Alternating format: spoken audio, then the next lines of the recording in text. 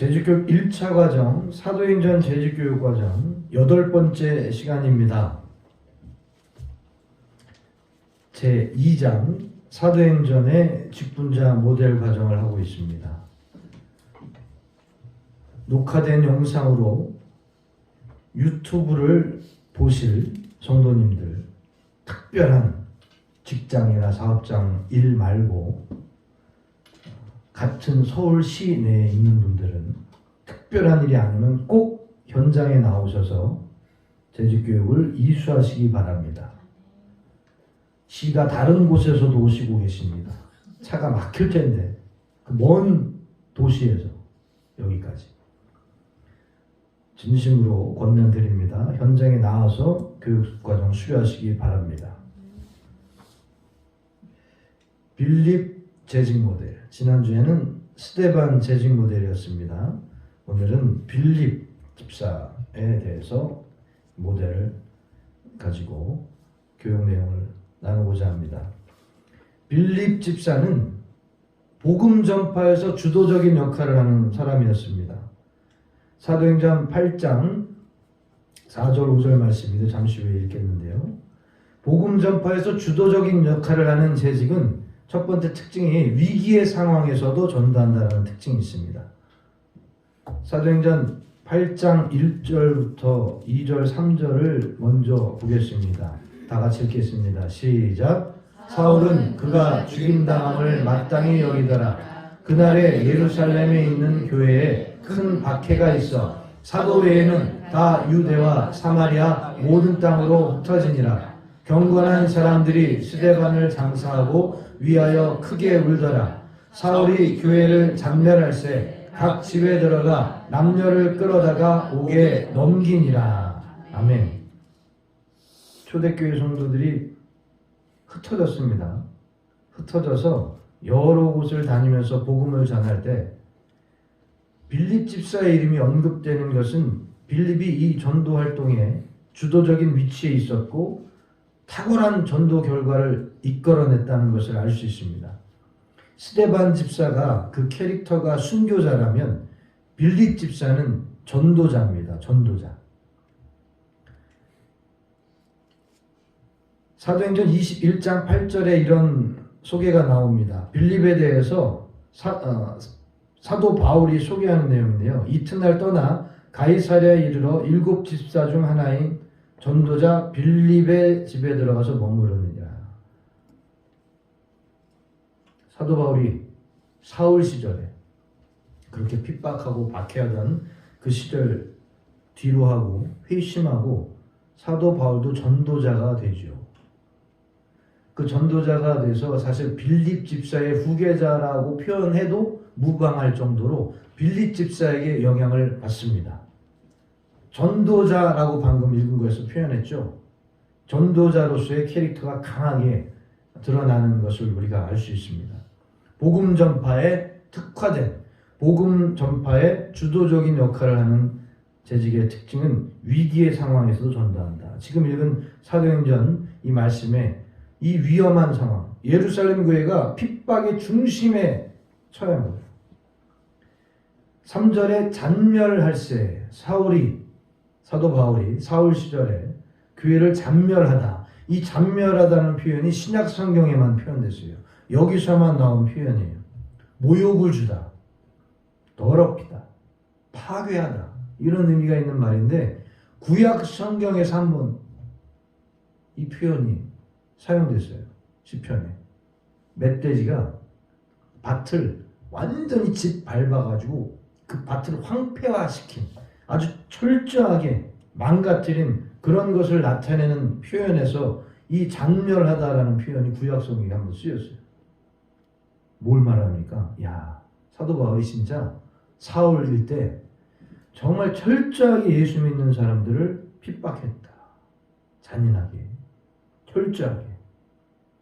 감이 오시죠? 정말 사울 시절에 정말 그렇게 악하게 예수 믿는 사람들을 박해했던 것이 바울입니다.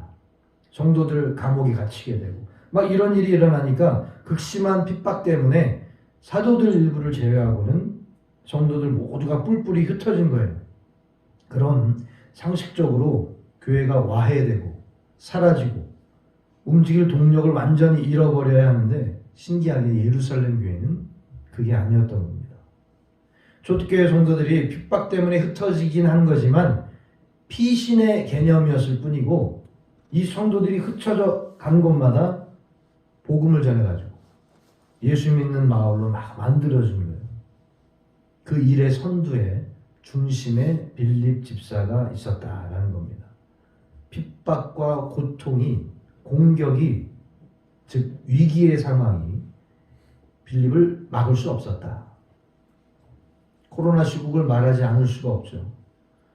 코로나 시국 때 우리나라 교회가 어떠했나요? 보건복지부 조사에 의하면 우리나라 교회 전체 교회 16%가 코로나 시국에 완전히 폐쇄, 그러니까 교회 문을 닫은 거예요. 교회 운영을 아예 중지했다라는 거예요. 그러면 6만 한 5천 개 되는 교회가 파악되고 있는데 16%는 진짜 10,000개 넘는 교회가 완전히 문을 닫았다라는 얘기예요. 통계상 수치로. 우리가 조사한 게 아니에요. 보건복지부가 전체 종교를 조사한 거예요. 전체 종교. 전체 종교 단체를 조사했더니 문 닫은 교회로만 쳤을 때 그 중에 비율이 16%라고 하니 당연히 10,000교회가 넘는 거죠. 안타깝고 마음이 아픈데 그 반면에 진지하게 고민해 볼 문제인 겁니다. 그래서 여러분들이 귀한 분들이라는 거예요. 전적으로 하나님 은혜고 하나님 홀로 영광 받으실 일이긴 합니다. 교회가 살아남은 건. 그러나 그 하나님 일에 여러분이 순종하지 않았다면 그래서 귀한 분들이라는 거예요. 뭐 이렇게 심각하게 받아들여요. 칭찬인데. 불가능한 일이에요. 그 하나님이 일에 진행되는데 재직들이 순종해서 헌신하지 않으면 닫는 거예요. 코로나 시국에 닫는 거예요. 그때 막 결정 난 겁니다. 닫고 안 닫고가. 그래서 대단한 거예요. 복음 전파의 주도적 역할을 하는 빌립 같은 재직이 바로 위기 상황에서도 복음 전하는 사명 감당하는. 두 번째는 시험거리가 있어도 전도한다. 특징이 고린도서 12장 9절에 이거는 사도 바울의 고백이긴 합니다만 우리 읽어볼게요. 시작. 나에게 이르시기를 내 은혜가 내게 족하도다. 이는 내 능력이 약한 데서 온전하여지니라 하신지라. 그러므로 도리어 크게 기뻐함으로 나의 여러 약한 것들에 대하여 자랑하리니 이는 그리스도의 능력이 내게 머물게 하려 함이라. 아멘. 잘 들으셔야 돼요, 이 부분. 사도 바울이 육체의 가시라는 표현을 했습니다. 전통적으로 그 육체의 가시 때문에 너무 괴로워서 하나님께 이것을 좀 나에게서 좀 없애달라고 간절히 기도했더니 하나님께서 이렇게 말씀하셨다. 주님께서 이렇게 말씀하셨다는 이 내용이 그 육체의 가시가 100% 육체의 질병으로 해석되었던 시절이 있어요. 완질이다. 간질이다. 뭐 고문 후유증이다. 그런데 오랜 연구에 의하면 그게 육체의 질병을 의미한다라고 딱 결론을 내릴 만큼의 증거가 하나도 없대요. 연구에 의하면. 그럼 이것이 육체의 질병이 아니라면 뭔가? 그렇다고 육체의 질병이 아니다 단언할 수도 없고 사람이 어떻게 성경 말씀을 정확하게 단언하겠어요. 그런데 육체의 질병이라는 증거가 없으니 그럼 다른 것일 확률지인데 그것이 뭔가? 정확하게 해석한 또 직역은 사탄의 가시라는 거예요. 사탄의 가시. 육체의 가시가 아니라 사탄의 가시. 아, 그럼 이것은 복음을 전하는 데 있어서 여러 가지 공격들, 사람을 통해서 오든 뭐 감정적으로 힘든 일이 있든 뭐 수많은 상황으로 인해서 복음 전할 수 없는 처지들 그런 수많은 어렵고 힘들고 괴로운 상황들 제발 이거 복음 전하는 데 있어서 이 상황들 사람의 공격 뭐 이런 것들 다 제거해 주십시오라는 기도였을 확률이 높다라는 것이 최근의 중론입니다. 근데 뭐 저는 이쪽일 수도 있고 저쪽일 수도 있다고 생각해요. 그러니까 중요한 것은 이 사도 바울의 고백이 육체의 질병을 나한테 제발 없애주세요였든 복음 전하는데 만나는 여러 가지 어렵고 괴로운 상황들을 좀 없애주세요였든 그게 핵심이 아니라는 것이죠. 그런 상황 가운데서도 그리스도의 능력이 나를 통해서 나타나는 것에 대한 그 깨달음으로 인한 기쁨과 감사의 고백이지, 야, 내가 육체의 질병이 있어서 감사합니다. 육체의 질병이 있어서 이 능력을 소유하게 된 것 감사합니다. 이게 아니라는 것이죠. 그것을 초월해서 넘어서서 그리스도의 능력이 나를 통해서 강하게 드러나서 막 복음이 막 확장되는 이 일이 그 자체가 너무 감사하고 기쁘고 감격인 게 핵심이지, 육체의 질병이든 그게 사탄의 가시여서 막 복음 전할 때 만나는 수많은 어려운 고통의 상황이든 그것 자체가 감사하다는 고백이 아니라는 거예요. 육체의 고통을 뛰어넘는 그리스도의 능력으로 인해서 감사한 거지. 여러분, 병 자체도 감사. 신앙생활하면서 만나는 고난 자체로도 감사. 이게 아니라는 거예요. 믿는 사람에게는 이런 표적이 따르리니 병든 사람에게 손을 얹은 나으리나, 이렇게 확실하게 강하게 말씀하셨는데 질병이 있어도 그래, 사도 바울처럼 가시를 얹고 살아가, 그건 아니에요. 늘 예수 이름으로 쫓고 선포해서 고침 받아야 합니다. 고쳐주세요. 끝까지 포기 안 하고 기도해야죠. 그런데 시험거리라는 거죠. 제가 말씀드리고 싶은 것은 시험거리라는 거예요. 사도 바울 입장에서도 육체의 질병이었든 복음 전하는 일에 만나는 수많은 어려움과 괴로움과 고통이었든 시험거리예요. 예수에서 복음에서 이렇게 사는데 너무 많은 괴로움이 있으니까 시험거리라는 거예요. 시험거리. 복음 전하다 보면 일도 잘 풀리고 막 이런 일이 막 일어나 신날 텐데 너무 고난이 많으니 사도 바울 입장에서 시험거리라니까요. 그런데 시험거리 가운데서도 증거하는 거, 복음 증거. 빌립 집사도 그래서 말씀드리는 거예요. 빌립 집사도 시험거리가 있는 겁니다. 열심히 교회를 위해 스데반 집사처럼 충성했는데 핍박만 심해지잖아요. 지금 상황이 계속 악화되는 거예요. 그러니까 뿔뿔이 막 흩어지고. 그런데 빌립 집사의 행적에는 그 어떤 고민이나 회의감이 느껴지지 않는다는 것이죠. 성경 기록. 오히려 복음 전파에 더 열정적이고 앞장섰다라는 것. 현재 우리 시대가 그 옛날 예루살렘 교회처럼 큰 핍박이나 큰 위험이 있는 것은 아니지만 그건 그렇게 보여질 뿐이지, 훨씬 다양하고 예상할 수 없는, 심지어 이게 교회를 위험하게 하는 현상인 것조차 인지하지 못할 정도로 온갖 방법으로 마귀가 동원을 하는데, 이런 시대에서 꼭 넘어지고 믿음이 약해지고 믿음 떨어지고 최악의 상태로 나빠지는 대로 그냥 끌려가는 사람들도 있지만 오히려 일어서고 더욱 주님 붙잡고 복음 전하면서 회복되고 열매 맺는 쪽으로 가는 사람들도 있다라는 것입니다. 여러분 어느 쪽이 되시겠습니까? 빌립 집사는요, 오늘날 쉽게 시험 들고 쉽게 포기하고 쉽게 헌신과 봉사를 내려놓는 직분자들에게 진짜 믿음이란 뭔가를 보여주는 재직의 진정한 모델이에요. 어려움, 고난, 아픔, 상처, 문제, 시험거리, 이런 걸로 인해서 너무 흔들리고 너무 오랜 기간 어둠과 부정적인 상황 가운데서 생각과 말과 행동, 마음이 예수님과 상관없는 사람처럼 되면 안 됩니다. 이 지금 말씀드린 이 문장은 교재 내용 그대로 읽은 거예요. 너무 공감이 되죠. 그래서 이 빌립 같은 사도행전 재직 모델은 세 번째가, 사도행전 재직은 일어나는 재직이라는 것을 보여준 거예요. 사도행전에는 초대교회 성도들이 받는 핍박, 고통, 이 상황들이 자세하게 소개되고 있죠. 그런데 지치고 넘어지고 포기하는 내용이 기록된 게 아니라 언제나 일어날 수 있게 하는 그 용기를 주는 내용이에요.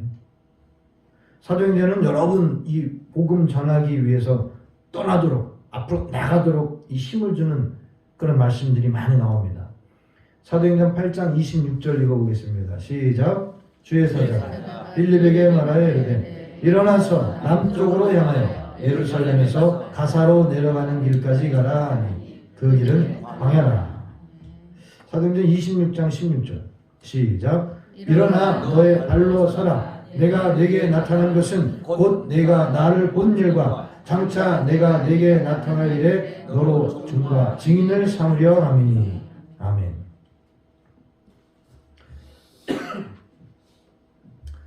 빌립에게 주의 사자가 나타났다. 천사가 나타나서 말한다는 것은 성령께 이끌려 사는 사람에게 천사도 보이고 천사의 음성이 들리는 것이죠. 일어나 가라. 그것이 주의 뜻이다. 주의 말씀이다. 바울에게도 사울일 때 그 고꾸라진 얼마나 혼란스럽겠어요. 자기가 철석같이 믿어왔던 그 진실이 아니었다는 것. 예수님이 지금 앞에 나타나서 그러시는데 눈도 안 보이고 지금 완전 인생이 지금 다 뒤집박죽된 거예요. 그런데 거기서 힘을 주시는 거예요. 일어나 서라. 앞으로 나아가게 하기 위한 주의 뜻을 수행하게 하기 위한. 이 사도행전은 이 외에도 20여 회 이 일어나라는 의미의 이 상징을 주는 말씀들이 많이 있어요. 한마디로 사도행전의 재직들을 통해서 재직이라는 인물들은 어떤 상황에서도 일어나야 한다. 뭘로? 믿음으로. 왜냐하면 복음 전할 수 있는 사람들이 되기 위해서. 날마다 일어서야 된다는 거예요. 날마다. 병들고 잠들어 있으면 전도자가 될 수 없습니다. 상처받고 시험 들어 있으면 할 수 없어요. 전도는 둘째치고 자기 살기도 바쁩니다. 자기 앞가림도 안 되는 거예요. 그러나 핍박이 있어도 시험 문제가 있어도 예수님 전하기 위해서 의지적으로라도 일어서는 믿음 가진다면 주님께서 힘과 능력 주시고 기적과 축복도 경험하게 하십니다. 복음 전파에서 주도적인 역할을 하는 사람, 그리고 두 번째는 능력으로 전도하는 사람. 말과 행동의 능력이 나타나야 한다. 사도행전 8장 6절 7절 말씀입니다. 시작. 우리가 빌립의 말도 듣고 행하는 표적도 보고 한 마음으로 그가 하는 말을 따르더라. 많은 사람에게 붙었던 더러운 귀신들이 크게 소리를 지르며 나가고 또 많은 중풍병자와 못 걷는 사람이 나으니. 아멘. 빌립 집사가 전도할 때 능력이 거침없이 나타나는 거예요. 10절을 한 번 더 읽어볼게요. 시작. 낮은 사람부터 높은 사람까지 다 따르며 이르되 이 사람은 크다 일컫는 하나님의 능력이라 하더라. 아멘. 빌립이 드러나는 게 아니라 하나님이 드러나잖아요. 자, 여기서 뭐가 느껴지십니까? 수많은 그동안 시절 가운데 은사가 강하게 나타나는 목회자들 가운데 과연 하나님이 강하게 드러나는 경우만 있었는가? 아니요. 그 목회자가 드러나는 경우 많았어요. 이것은 두 가지 이유 때문입니다. 한 가지는 성도들이 우매해서 영적으로 깨어있지 못해 밝게 막 이렇게 온전하게 딱 복음으로 예수를 딱 붙잡혀 있지 못한 상태인 사람들, 그런 사람들은 은사가 강하게 나타나는 목회자가 보이게 되어 있어요. 그 목회자 우상이 돼버리는 거예요. 그 목회자가 잘못 나가도 이상한 소리 해도 틀린 얘기해도 아멘 아멘 하는 거예요. 나중에 이단 사이비까지 가도 막 끝까지 그냥 미혹의 영에 다 그냥 사로잡혀 버리는. 두 번째는 은사가 강하게 나타나는 목회자가 자기 관리를 잘하지 못한 경우. 자기가 이 영적으로 약간씩 맛이 가고 있는데도 불구하고 느끼지 못할 때 있거든요. 그래도 은사는 계속 유지돼요. 어느 정도 선까지는. 뭐가 성경적으로 그 근거냐? 삼손이 완전히 죄 저지르고 완전히 타락하고 있는데도 어느 시점까지는 계속 유지가 됐잖아요. 하나님의 능력이. 그 목회자들이 관계를 철저히 해야 되는 거예요. 그런데 하나님이 드러나는, 이야, 이 사람, 이 하나님의 능력이 이 사람 통해 드러나는 거야. 이렇게 명확하게 드러나는 것은 빌립 집사처럼 말과 행동의 능력이 나타날 때 본인이 드러나는 게 아니라 하나님이 강하게 드러나는 거예요. 이것은 뭐 이어서도 나오겠지만 성령께 강하게 붙들리면 이렇게 되는 거예요. 그것을 유지하면. 그래서 목회자들이 예전에 큰 막 유명 부흥 강사들이 하는 고백 중에 하나가 강단에서 막 강하게 막 역사하고 막 성령 역사가 나타나고 예수 이름의 기적이 나타나고 막 일어나서 강단 내려오면은 완전 허탈하고 공허함이 찾아온다라고 하는데 그런 고백한 분들인데 완전히 자기 관리 잘못하고 있는 것이죠. 허탈하고 공허할 수가 없어요. 왜? 예수 전한 거기 때문에. 내려오면 기쁘고 홀갑을 하고 감사해야 돼요. 뭐 그럴 때 그것을 캐치하신 분들은 더 엎드리신대요. 더 막 바로 엎드려서 막 통곡하고 기도하고 막 그렇게 유지하는 분들은 참 오랜 세월 할아버지 꼬부랑 할아버지가 되셔서도 막 아직도 부흥사로 막 강사 불려 다니시더라고요. 심지어 은퇴하셨는데 제가 어디 갔다가 만났는데 어떤 분이 거기 청빙돼서 다시 그 목회를 하고 계시더라고요. 나중에 그 교회 여러분하고 저하고 가볼 일이 있을 겁니다.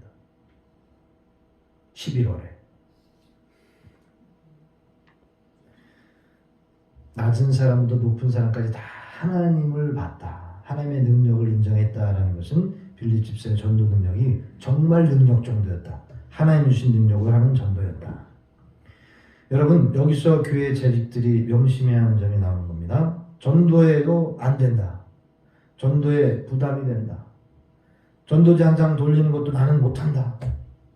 난 평생 한 명도 전도한 적 없다. 이것은 실제 그렇다 해도 그렇게 말하면 안 됩니다. 왜냐하면 너무 부끄러운 거니까. 죄송합니다만. 너무 부끄러운 일이에요. 이거 바꿔 말하면 예수 믿는 사람으로서 자기 말과 행동에 하나님의 역사가 전혀 드러나지 않는다라는 것이거든요. 자기 말과 행동에 하나님의 능력이 드러난다, 하나님의 역사가 드러난다는 것은 신기한 기적과 이적과 표적만 얘기하는 게 아니에요. 여러분이 평소에 하는 말, 여러분의 행동을 통해서 누군가가 야 하나님이 살아계시는구나. 은혜 받고 감동받고 마음의 움직임이 일어나는 것 자체도 하나님의 역사예요. 옛날 신비한 은사만 막 하나님 기적인 것처럼. 그러니까 비나이다 천지신명께 비나이다 신앙과 다를 바 없고 점쟁이 찾아가고 그런 직분자들이 있는 거예요. 이거는요 기도가 부족하든지 성령 충만하지 않든지 믿음이 약하든지 아무튼 수준이 안 된다는 증거입니다. 그럼 안 돼요. 계속 성장하고 발전해야 합니다. 그 이유는 궁극적으로는 하나님 나라 확장을 위해서지만 작은 범위로 보면 자기 자신 위한 일이기도 해요. 기도가 부족하고 성령 충만하지 않고 믿음이 약하면 전도는 둘째치고 자기 신앙생활 아까운데 못한다고 말씀드렸잖아요. 그것 때문에라도 여러분 성장하고 발전해야 된다는 거예요. 천국 갈 보장? 천국은 나중 얘기라 치고 이 땅에서도 하나님 자녀로서 하나님 자녀의 권세 마음껏 누리고 응답과 기적과 축복 경험하지 못하면서 살게 된다는 건데 이건 정말 아니지 않습니까? 더 많이 기도해서 성령 충만 받아서 크고 강한 믿음 가져서 말과 행동에서 하나님의 능력이 나타나는 그런 재직이 되어야 전도도 할 수 있고 전도의 열매도 맺어지게 되는 것입니다. 그리고 재직의 인생도 복된 인생 되는 것이고 여러분 인생이 그런 인생 되길 바라요. 여러분. 세 번째는 성령의 인도하심에 순종한다. 특징이 두려움이나 망설임이 없어요. 성령의 인도하심에 순종하면서 사는 재직은 그 특징이 두려움과 망설임이 없어요. 스데반 집사처럼 많은 분량이 사도행전에 기록되어 있는데 빌립 지사 행적이 사마리아에서의 그 전도 그리고 에디오피아 네시에게 전도하는 이 내용에 사실 초점이 맞춰져 있어요. 이거는 분명한 의도입니다. 분명한 기록 의도가 있는 거예요. 빌립의 전도의 특징은 능력 전도였고 또 한 가지는 개인 전도였다. 개인 전도 방법의 모델 바로 이거 재직 모델 빌립 재직. 그 개인 전도의 첫 시작이 성령님의 감동하심이었다. 성령 충만해야 아까 뭐라고 말씀드렸죠? 천사의 소리도 들을 수 있다. 읽었지만 다시 읽어볼게요. 시작. 주의 사자가 빌립에게 말하여 이르되 일어나서 남쪽으로 향하여 예루살렘에서 가사로 내려가는 길까지 가라 하니 그 길은 광야라. 아멘. 일단 마음의 감동이 오면 두려움, 망설임 없이 행동으로 옮겨야 된다는 거예요. 제가 언젠가 택시기사 만나기만 하면 안에서 성령께서 너무 심하게 누가 봐도 이건 소리내서 말하시는 것 같이 들릴 정도로 막 강하게 막 전도하게 예수님 전하게 교회 가세요 이게 아니라 정확하게 예수 말하고 예수 믿어야 천국 간다라고 정확히 명시해서 말하게끔 너무 강하게. 저도 쑥스러움 많이 타는 사람이에요. MBTI E로 시작되는 사람들이라고 다 그거 막 활달하고 막 아무 생각 없고 그런 거 아니래잖아요. 다 I 성향도 있대잖아요. 쑥스럽고 낯가리고. 저 엘리베이터 타면은 여자들만 있으면 못 타요. 못 타, 진짜.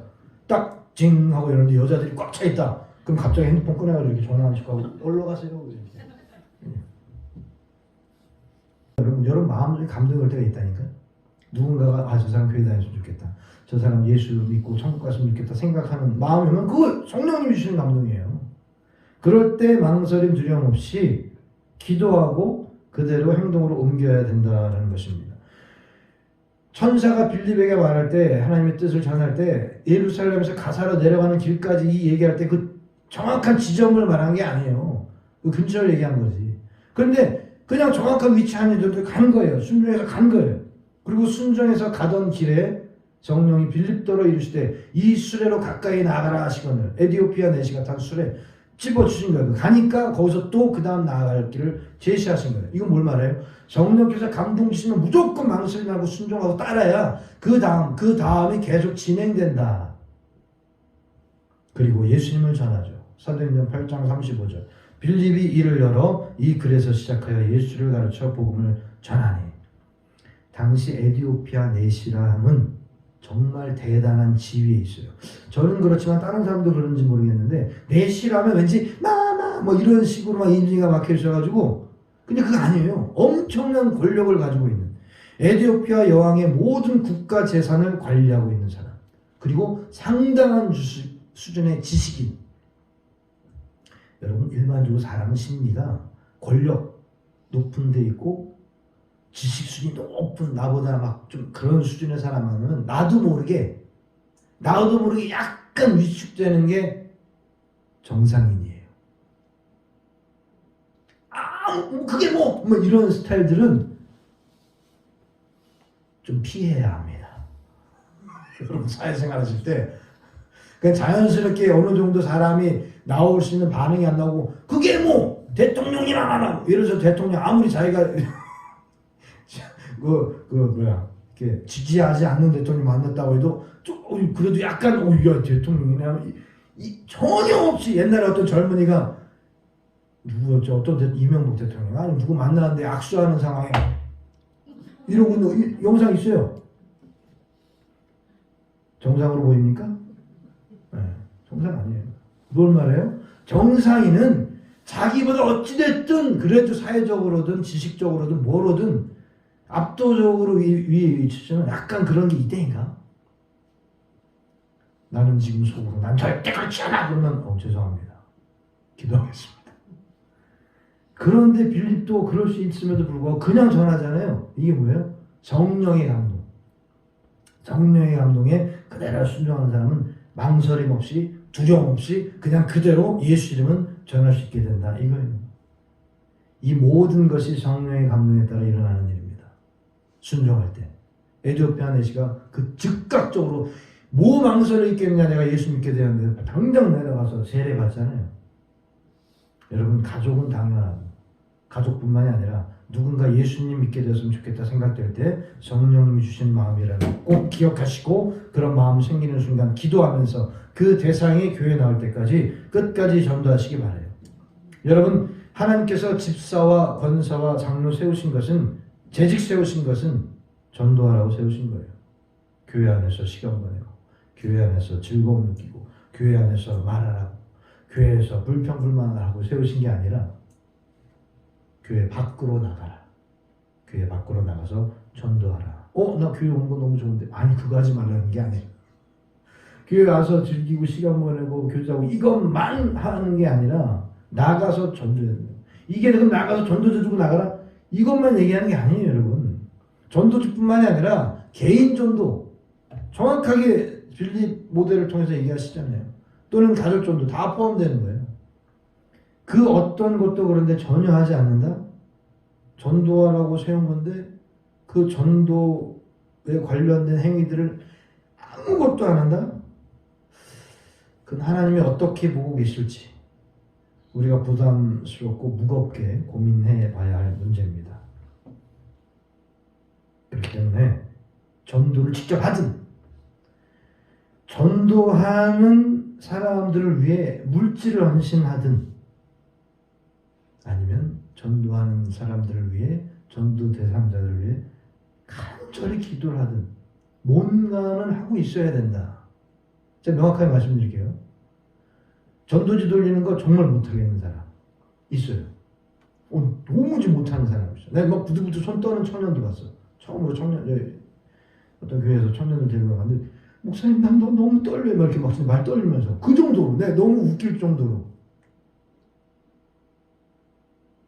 그렇다면 그 외의 거라도 해야 된다는 거예요. 전도에 관련된.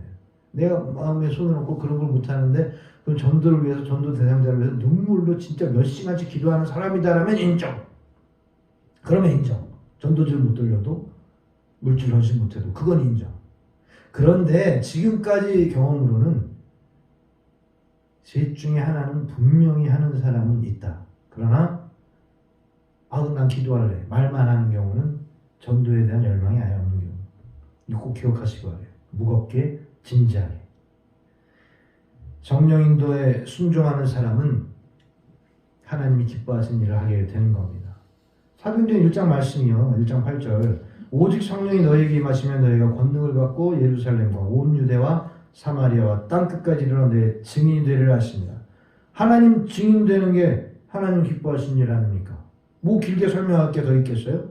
성령이 주시는 권능 받아서 전도해서 하나님 기쁘시게 하고 여러분도 기적과 축복 경험하십시오. 여러분 그리고 중요한 거 오늘 마지막 성령님은요 교회나 재직들이 고통받는 걸 원하시는 분이 아니에요. 예수님께 성령이 임했을 때를 보십시오. 누가복음 다 같이 읽겠습니다. 시작. 주의 성령이 내게 임하셨으니 이는 가난한 자에게 복음을 전하게 하시려고 내게 기름을 부으시고 나를 보내사 포로된 자에게 자유를 눈먼 자에게 다시 보게 함을 전파하며 눌린 자를 자유롭게 하고 주의 은혜를 전파하게 하려 하심이라 하였더라. 아멘. 성령님이 임재하시고 성령님이 강하게 역사하신 것은 바로 이런 거예요. 자유를 누리게 하시려고, 기쁨을 누리게 하시려고, 병들고 시험 들고 상처받고 문제에서 절망하고 그런 거 원하지 않으신다는 거예요. 그런 거 원하지 않는데 자기가 그런 자리를 그냥 하는 거예요. 중요한 오늘 포인트입니다. 그렇기 때문에 성령 인도하심 따르지 않으면 그냥 온갖 유혹과 마귀의 시험에 넘어지고 어려움 당하고 문제거리와 시험거리 만날 때 그동안 믿음 생활 미천 적나라하게 다 드러나고 망신당하는 거예요. 그런데 이거는 복음 때문에 당하는 어려움이 아니라는 거예요. 복음 때문에 당하는 고난이 아닌데 이걸 신앙생활 가운데 만난 어떤 무슨 숙명적인 자기가 당한 고난으로 착각하는 경우가 있대요. 교제에서. 왜 교제를 명시하냐면은 뇌피셜 말씀드렸죠? 제 뇌피셜이 아니라는 것을 말씀드리기 위해서. 무슨 얘기예요? 정말 복음 전하다가 만나는 고난과 어려움은 그것이 기쁨과 축복으로 바뀐다. 복음 전하는 일에 당하는 고통과 어려움. 그런데 지금 방금 말씀드리는 거는 그런 고난이 아니에요. 성령님의 이끄심을 무시하는 건지, 음성을 외면하는 건지, 아니면 느끼지 못하는 건지, 뭐가 어찌됐든 간에 성령님의 인도하심과 반대되는 잘못된 방향으로 가고 있기 때문에 받는 고통이에요. 어리석고 미련한 영적인 상태와 수준 때문에 받는 괴로움이라는 겁니다. 이건 어떻게 해결하는 거예요? 참 답답하고 안타까운 일입니다. 이걸 어떻게 해결해요? 혼자 해결하려고 막 발버둥 쳐? 문제의 핵심을 모르는데 왜 이런 어려움과 고통을 당하고 있는지. 그래서 성령의 음성을 정말 들어야 돼요. 성령님의 음성은요, 성령님의 감동하심은요, 성령님의 인도하심은요, 여러분 그거 확실하게 경험할 때 그 어떤 어려움도 고통도 괴로움도 상처도 그 순간 위로되고 어루만져지는 거 느껴지는 게 성령님이에요. 근데 그게 안 되면 이거 지금 완전히 성령님 거부하고 있는 거잖아. 그래서 더더욱 재직들은 성령님의 인도하심에 항상 민감하게 반응할 수 있도록 기도에 힘써야 할 줄로 믿습니다. 우리 교회에 스데반 집사와 빌립 집사와 같은 재직들이 많아지길 소망합니다. 여러분 한 분 한 분이 그런 재직들이 되셔서 여러분을 통해서 예수 믿고 구원받는 사람들이 많이 생기고 하나님 나라가 확장되는 일에, 또 보너스로 우리 교회가 수적으로도 영적으로도 크게 부흥되는 일에 크게 쓰임 받으시길 바랍니다.